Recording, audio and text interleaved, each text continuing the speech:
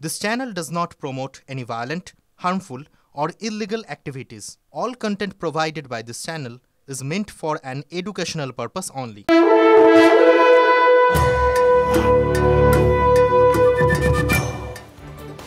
এই মুহূর্তে আরো একটা খবর আসছে, ভোট চাইতে এলে বিজেপি কর্মীদের ঘাড় ধাক্কা দিয়ে তাড়িয়ে দেওয়ার নিদান দিলেন পশ্চিম মেদিনীপুরের জেলা তৃণমূল সভাপতি।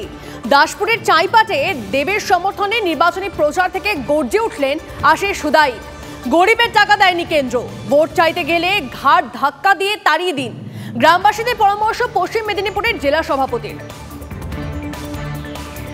গরিব লোকের টাকা দেননি, বাড়িতে গেলে আগে আপনারা বলবেন আগে 100 দিনের কাজের টাকা দাও, তারপরে আমার বাড়ির সীমানায় পা রাখো, না হলে ঘাড় ধাক্কা দিয়ে বের করে দেবো। একথা আপনাদের বলতে হবে, কারণ এর নাম ঘাটাল, এর নাম মেদিনীপুর। গত পঞ্চায়েত নির্বাচনে নিজের বুথে বিজেপির কাছে 100 ভোটে হারার পরে আমার মনে হয় আশিসবাবুর মাথাটা বোধহয় গোলমাল করছেন।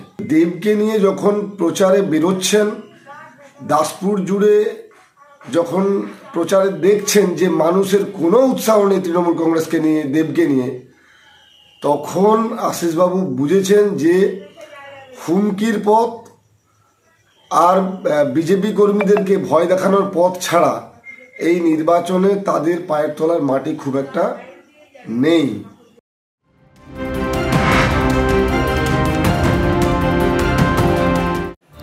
আর একটা খবর আসছে এই মুহূর্তে, দিল্লিতে আপের বিক্ষোভে যোগ দেবেন পাঞ্জাবের মুখ্যমন্ত্রী। দিল্লিতে পৌঁছলেন ভগবান সিং মান। পাঞ্জাবের মন্ত্রী বলবন্ত সিংকে আটকে দিল police.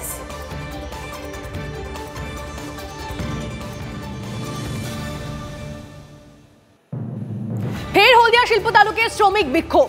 শিবরামনগরে Indian oil Petronas gas টার্মিনালে বিক্ষোভ।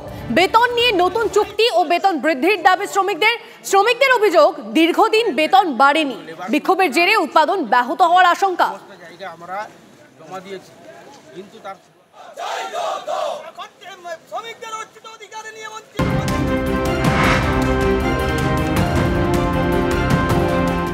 নিউ টাউনের দিকে নজর রাখতে হচ্ছে, কারণ নিউ টাউনে বিপদের হাতছানি। নতুন নগরীর একাধিক ব্লকে হেলে পড়েছে বহুতল।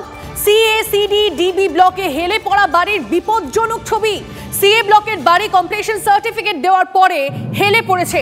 একের পর এক বাড়ি হেলে পড়ার কারণ কি? নিউ টাউনের মাটিতে কি সমস্যা রয়েছে? মাটি পরীক্ষা না করে কিছু বলা সম্ভব নয়, জানিয়েছে এনকেডিএ।